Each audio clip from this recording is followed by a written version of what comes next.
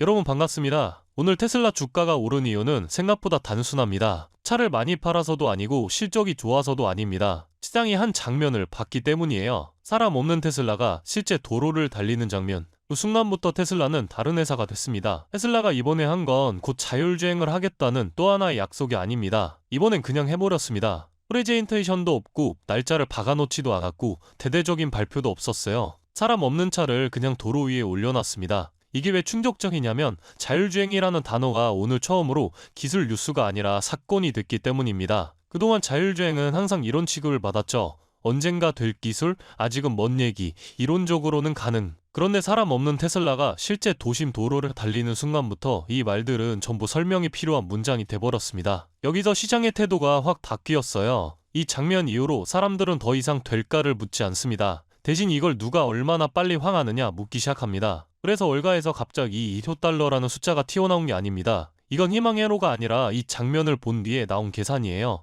자율주행이 실제로 굴러가는 순간 테슬라는 더 이상 차를 몇 대 파느냐로 평가할 회사가 아니게 됩니다. 이제 질문은 이겁니다. AI가 도로 위에서 혼자 굴러다니며 돈을 벌 수 있느냐? 그리고 테슬라는 처음으로 그 질문에 제대로 된 답을 보여주기 시작했습니다. 이 변화는 최근 분석에서도 아주 노골적으로 드러납니다. 요즘 테슬라를 분석하는 쪽에서는 이런 말까지 나오고 있어요. 이제 인도량은 테슬라 주가를 설명하지 못한다고요. 이건 변명이 아닙니다. 실적을 덮으려는 말도 아니고요. 그만큼 평가의 기준 자체가 바뀌었다는 선언에 가깝습니다. 차를 몇 대 팔았는지는 여전히 중요합니다. 하지만 더 이상 이 회사의 핵심 질문은 아니게 되었어요. 핵심 질문은 이거죠. 이 AI는 실제로 혼자서 도시를 통과할 수 있느냐? 그리고 테슬라는 그 질문의 말이 아니라 장면으로 답했습니다. 여기서 하나의 장면이 더 겹쳐집니다. 최근 캘리포니아 샌호세 쇼룸에 프로덕션 준비가 된 사이버캡을 그냥 전시해버렸습니다. 이건 콘셉트카가 아니고 미래를 설명하는 모형도 아닙니다. 이제 만들 준비가 끝났다는 부언의 선언에 가까운 겁니다. 자율주행이 영상 속에만 존재하는 게 아니라 제품으로 내려오기 시작한 순간이 된 겁니다. 이제 전체를 한 번에 종료해보죠. 사람 없는 자율주행이 실제 도로에서 구현됐고 시장은 이걸 근거로 테슬라를 다시 계산하기 시작했습니다. 판매량보다 AI의 작동 여부가 중요해졌고 로보택시는 개념이 아니라 제품 단계로 내려왔습니다. 이 이슈들이 같은 시점에 한꺼번에 겹쳤어요. 그래서 오늘의 테슬라 상승을 호재 하나 나왔다라고 설명하면 핵심을 놓치는 겁니다. 오늘은 테슬라가 다시 미래 얘기를 하는 회사에서 미래를 보여주는 회사로 인식되기 시작한 날에 가깝습니다. 완전 자율주행이 법적으로 가능하냐고요? 그건 다음 질문입니다. 오늘 중요한 건 그게 아니에요. 오늘은 자율주행을 더 이상 없는 척하기 어려워진 날이었습니다. 그리고 그 불편한 장면을 시장 한복판에 들이민 회사가 테슬라였다는 게 지금 이 주가 움직임의 본질입니다. 테슬라는 또 한 번 약속한 게 아니에요. 이번엔 판을 바꿔버렸습니다. 여기까지가 지금 시점에서 가장 정직하면서도 가장 날이 선 테슬라 이야기였습니다. 다음번에는 이 자율주행이 테슬라의 실적 구조를 어떻게 바꿀 수 있는지 그 이후의 이야기를 조금 더 깊게 보도록 하시죠. 지금은 이 한 문장만 기억하시면 됩니다. 테슬라는 마침내 자율주행을 구현해냈다.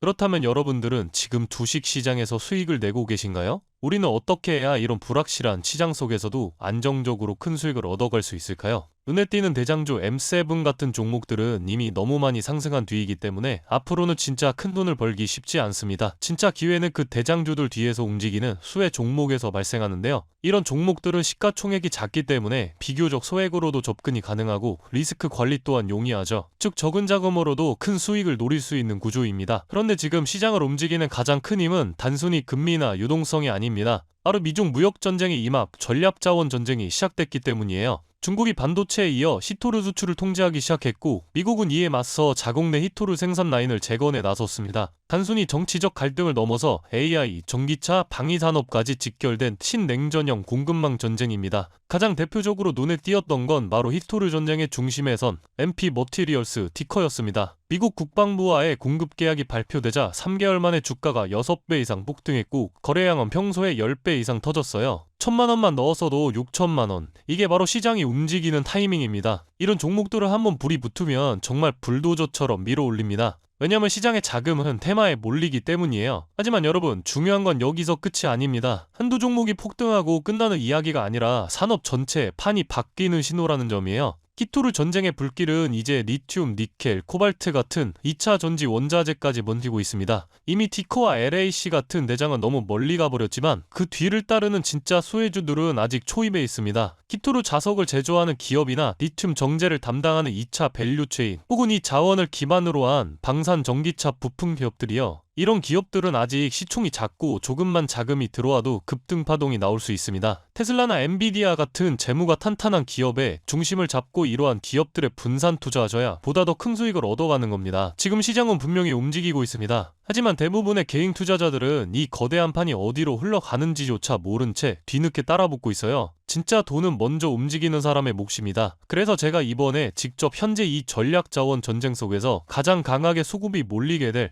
핵심 소액 섹터와 종목 리스트를 정리해뒀습니다. 실제로 기관 자금이 들어오는 타이밍과 정부 정책 방향, 글로벌 공급망 재편 흐름까지 데이터 기반으로 정리된 PDF 자료예요. 이러한 정보도 소중한 제 구독자분들과 끝까지 영상 시청해주신 분들께만 오픈해드리도록 하겠습니다. 참여 방법은 간단합니다. 영상 아래 더보기란을 클릭하시면 파란색 링크가 하나 보이실 겁니다. 간단한 설문조사 진행해두시고 전송 버튼까지 눌러주시면 확인 후에 순차적으로 자료를 전달드리겠습니다. 절대로 금전 요구나 무조건적인 투자 권유 또한 하지 않습니다. 여러분이 시장에서 안정적으로 수익을 만들어 가시길 바라는 마음으로 준비한 자료들이에요. 꾹 가볍게 참고하시고 시장의 흐름을 직접 관망하셔도 좋습니다. 시장은 언제나 먼저 보는 사람, 먼저 움직이는 사람이 이깁니다. 지금 우리가 보고 있는 건 단순한 주가 상승이 아니라 글로벌 머니의 방향 전환이에요. 이 기회를 놓치면 다음 사이클이 올 때까지 또 몇 년을 기다려야 할지도 모릅니다. 영상이 도움되셨다면 좋아요와 구독 버튼 눌러주시고 저는 다음 영상에서 뵙도록 하겠습니다.